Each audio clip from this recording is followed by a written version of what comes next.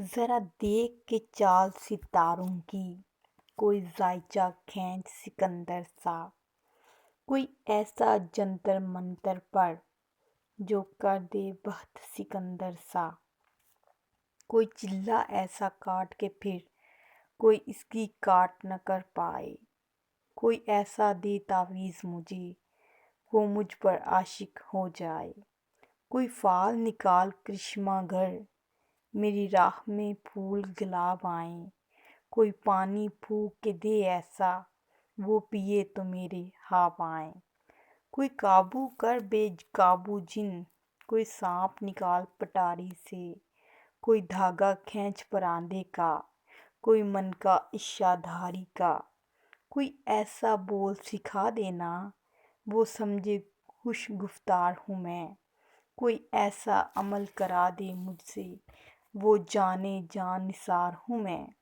کوئی ڈھونڈ کے وہ کستوری لا ایسے لگے میں چاند کے جیسا ہوں، جو مرضی میرے یار کی ہے اسے لگے میں بالکل ویسا ہوں، کوئی ایسا اسم اعظم پر جو اشک بہائے سجدوں میں، اور جیسے تیرا دعویٰ ہے محبوب ہو میرے قدموں میں۔ پر عامل رخ ایک بات کہوں، یہ قدموں والی بات ہے کیا، محبوب تو ہے سر آنکھوں پر، مجھ پتھر کی اوقات ہے کیا، اور عامل سن یہ کام بدل، یہ کام بہت نقصان کا ہے، سب دھاگے اس کے ہاتھ میں ہیں جو مالک کل جہان کا ہے۔ بسم اللہ الرحمن الرحیم۔ السلام علیکم ورحمۃ اللہ وبرکاتہ۔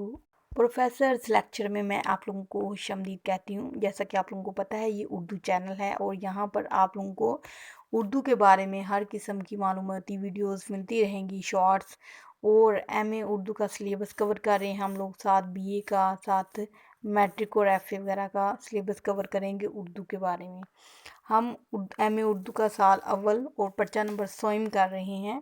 پرچہ 100 میں ہم نے 3 جو چیپٹر ہیں، 3 ٹاپکس جو ہیں ان کو کور کیا ہے، جن میں غالب کے بارے میں، سر سید احمد خان کے بارے میں اور وجہی کے بارے میں۔ اب ہم مولانا آزاد حسین کے بارے میں، ان کی نارنگ خیال کے بارے میں بات کر رہے ہیں۔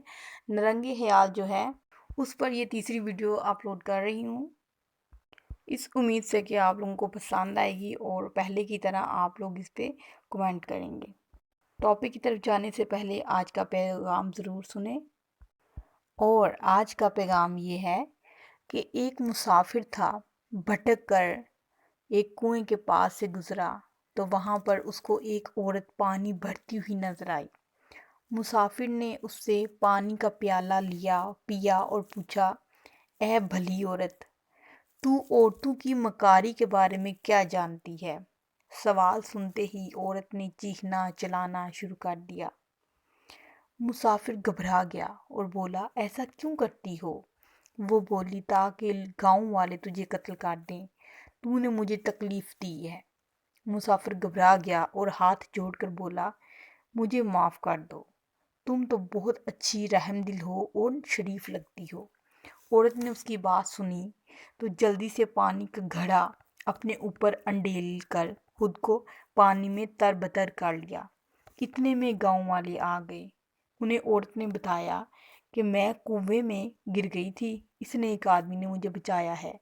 گاؤں والوں نے مسافر کا شکریہ ادا کیا اور اس کی جوان مردی کا تذکرہ کرنے لگے۔ جاتے جاتے اس عورت نے مسافر سے چپکے سے کہا، یاد رکھو، عورت کو تکلیف دو گے تو وہ تمہارا سکھ چین چھین لے گی، اور اسے خوش رکھو گے تو تمہیں موت کے منہ سے بھی نکال دے گی۔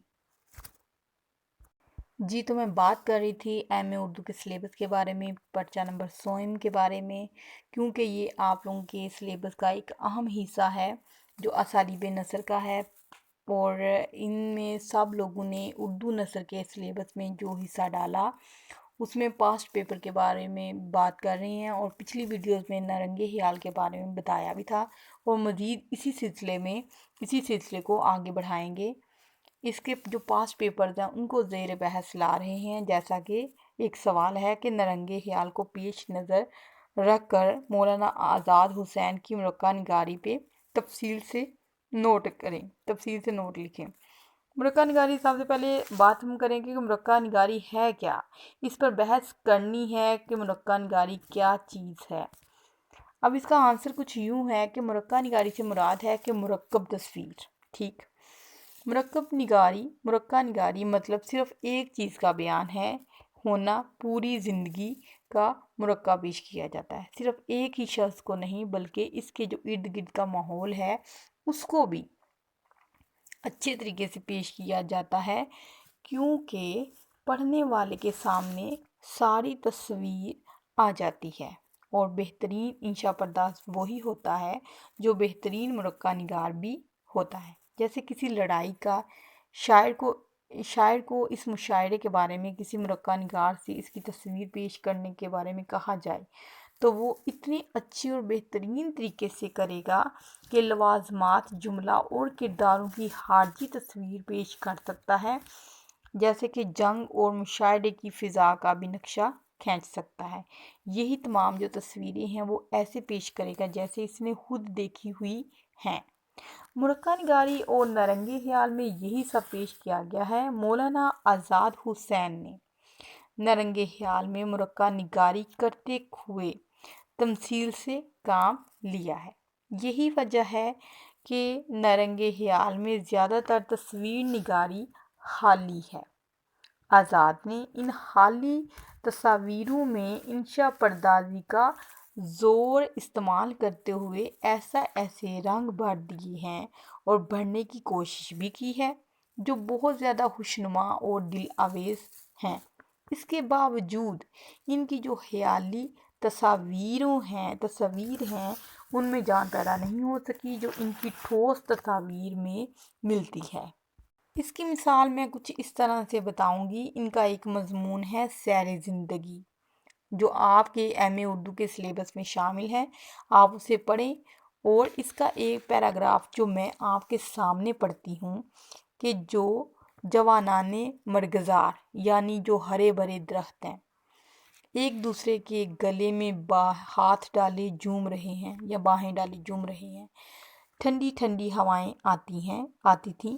वही आराम अपनी पंगुड़ी पर, ठीक है, पंगड़ी बिछाए लेटे हुए था और खुशी पड़ी पड़ी मीठी सुरों में एक तराना लहला रही थी।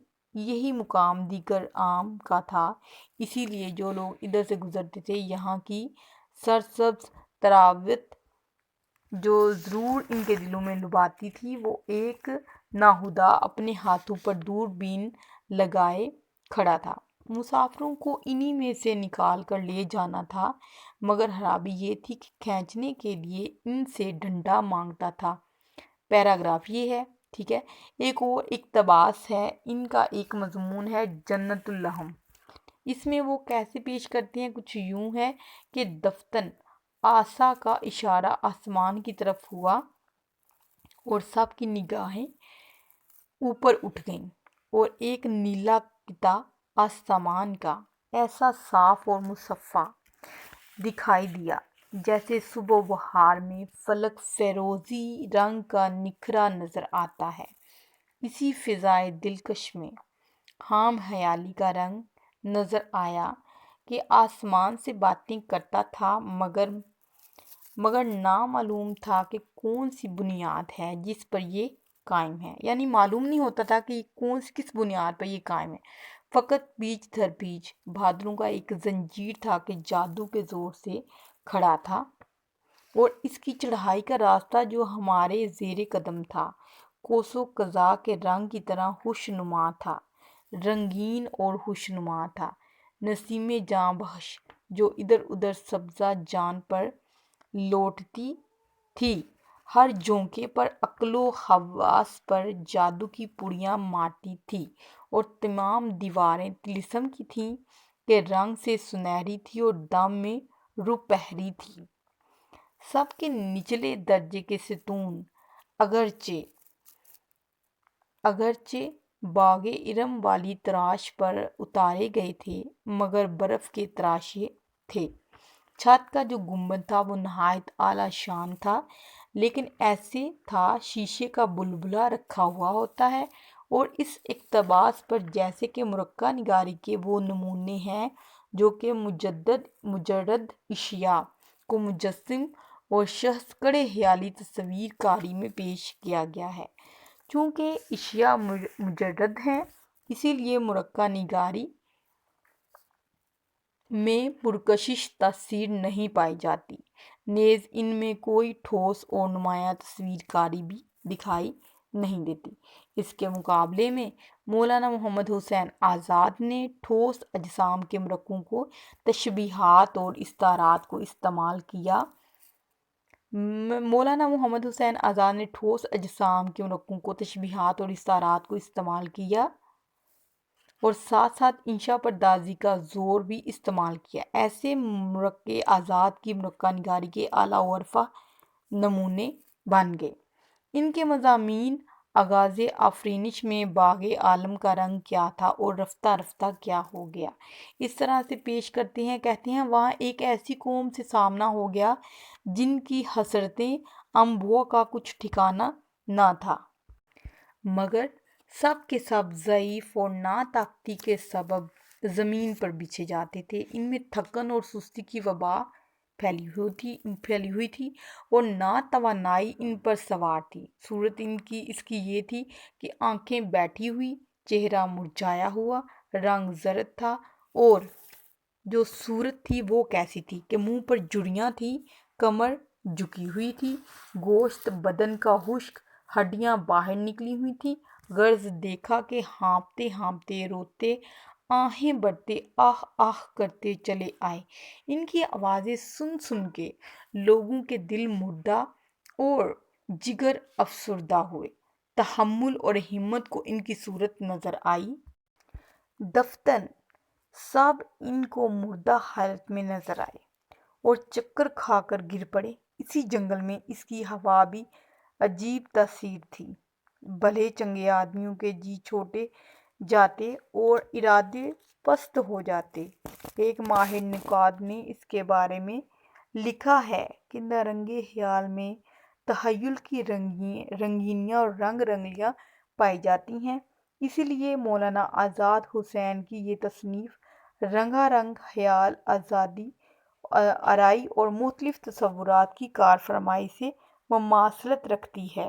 مولانا محمد حسین آزاد فرماتے ہیں کہ جہاں انہوں نے گلزار کھلائے ہیں اور مضمون رنگا رنگ اور سر تا پا عالم نرنگے کا رنگ بتایا ہے، وہاں خیالی مرقعوں پر محاکات کا ایسا فطری رنگ شامل کیا کہ مرقع خیالی اور تصوراتی ہونے کے باوجود حقیقت سے زیادہ دور نہیں رہتا، اور اس میں ایسی ایک اعلیٰ و ارفع مرقع نگاری کی محسوس شان موجود رہتی ہے جو قاری کو اتنا مطمئن کر دیتی ہے کہ وہ خیال اور واقع کے فرق کو یکسر بھول کر صرف مرقع کو سامنے رکھتے ہوئے اپنے منظر میں سامنے رکھتے ہیں۔ اس کے دوسرے جو مضمون ہے شہرت عام بقائے دوام کا دربار، مولانا محمد حسین آزاد کا شعرا آفاق مضمون ہے یہ والا۔ آپ لوگوں نے بھی اس کو پڑھ رکھا ہوگا اور سن بھی رکھا ہوگا۔ اس پر آزاد جتنا بھی ناز کرے کم ہے، کیونکہ اس میں مجاز ایسا حسین ملاپ ہے کہ نہایت حسین اور خوبصورت تصویریں معرض وجود میں آئی ہیں۔ اس میں آزاد فن معراج پر فائز نظر آتے ہیں، جیسا کہ ایک اچھی مرقع نگاری میں جو چیزیں ہونی چاہیے وہ کیا ہیں۔ وہ ہمیں معلوم ہے کہ اجزائے مرقع کو اس میں یوں شامل کیا جانا چاہیے کہ وہ ایک وحدت معلوم ہو۔ اگر ایسا نہ ہوگا تو اچھی مرقع نگاری پیدا نہیں ہوگی۔ پھر کہتے ہیں کہ تصویر کی جو لازمی جزیات ہیں وہ بھی لازمی ہونی چاہیے، جیسے کہ مقام، محل اور موقع۔ یہ تصویر نگاری کی لازمی جزیات ہیں، کیونکہ خارجی جزیات کا اچھی مرقع نگاری کا لازمی جز ہوتا ہے۔ اچھی مرقع نگاری کا خارجی جز سے گہرا تعلق ہوتا ہے۔ اچھی اور خوبصورت مرقع نگاری کا باہمی اور مربوط اجزاء کا تعلق ہونا ضروری ہے۔ ان کا توازن بھی ضروری ہے تاکہ فکر اور نظر میں سب مناسب اور معقول لگیں۔ مرقع نگاری کے لیے اہم اور لازمی جزیات نگاری کے لیے ضروری ہے، اور جہاں تک آزاد کی مرقع نگاری اور انشاء پردازی کا تعلق ہے اس میں یہ ساری خوبیاں پائی جاتی ہیں جس کی موجودگی کی وجہ سے ان کے مرکے ناتمامی کا احساس نہیں ہونے دیتے۔ خاص طور پر جس کے بارے میں بات کرنی تھی یہ مولانا محمد حسین آزاد کی مرکہ نگاری کے بارے میں ہے۔ آپ لوگ ایسا کریں، اس کو پڑھیے، سنیے اور ساتھ ساتھ اس کو نوٹ بھی کرتے جائیں، ان سوالات کو پڑھیں اور ساتھ ساتھ جواب بھی اس کے تیار کرتے جائیں۔ اور کومنٹ میں ضرور آپ لوگ بتائیں کہ آپ لوگوں کو یہ ویڈیو کیسی لگی۔ ویڈیو کو لائک کر دیں، شیئر کر دیں، اور اگر آپ لوگوں نے چینل کو سبسکرائب نہیں کیا تو ابھی کر لیں تاکہ آنے والی ہر ویڈیو آپ تک سب سے پہلے اور بآسانی پہنچ سکے۔ اور جو ایم اے اردو کے اسٹوڈنٹ ہیں جو ان ویڈیو سے فائدہ اٹھا رہے ہیں وہ اس سے بھرپور فائدہ اٹھا سکتے ہیں اس صورت میں کہ اگر آپ لوگ ان کو لکھ لیں گے اور ساتھ ساتھ نوٹ کرتے جائیں گے، تبھی آپ لوگوں کے لیے فائدہ مند ثابت ہوں گی۔ اور جو ویسے شائقین ہیں ان کے لیے تو یہ کہانی کی صورتوں میں ہی ہو سکتی ہے۔ چلیں جی، ٹھیک ہو گیا، اپنا بہت سا خیال رکھیں، تب تک کے لیے اللہ حافظ۔